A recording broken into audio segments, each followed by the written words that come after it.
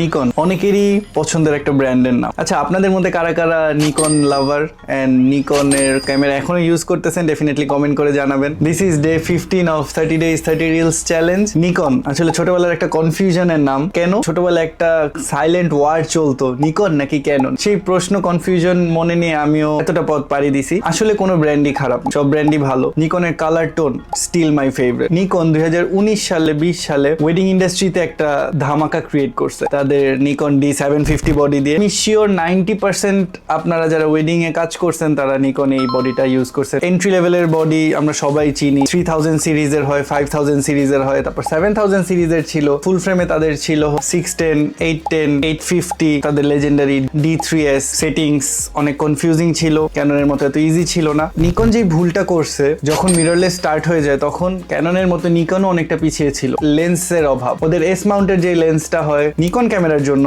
Mirrorless, অনেক বেশি সময় লেগে গেছে ওই এস মাউন্ট ক্রিয়েট করতে। আসলে বাংলাদেশে আসতে সময় লেগে গেছে। এখন এস সিরিজ অ্যাভেলেবেল হলেও ভাই মারাত্মক দাম। একটা 50mm লেন্স যেটা সনির ধরে নেন 30,000 টাকা, সেটা নিকনের যে 60,000 টাকা। সেম গোজ ফর আমরা জি মাস্টার সিরিজের সাথে যদি আবার তুলনা করি, সনির জি মাস্টার যদি হয় 1,80,000 টাকা, সেম লেন্সটা নিকন এস সিরিজে যে হয়ে যাবে 2,20,30,000। এখনকার নিকনের যে মিররলেস গুলো আছে হয়তো Z6 Mark III, Z8, ওগুলো অনেক বেশি smooth and fast eye focusing, but ওই সময় ছিল না।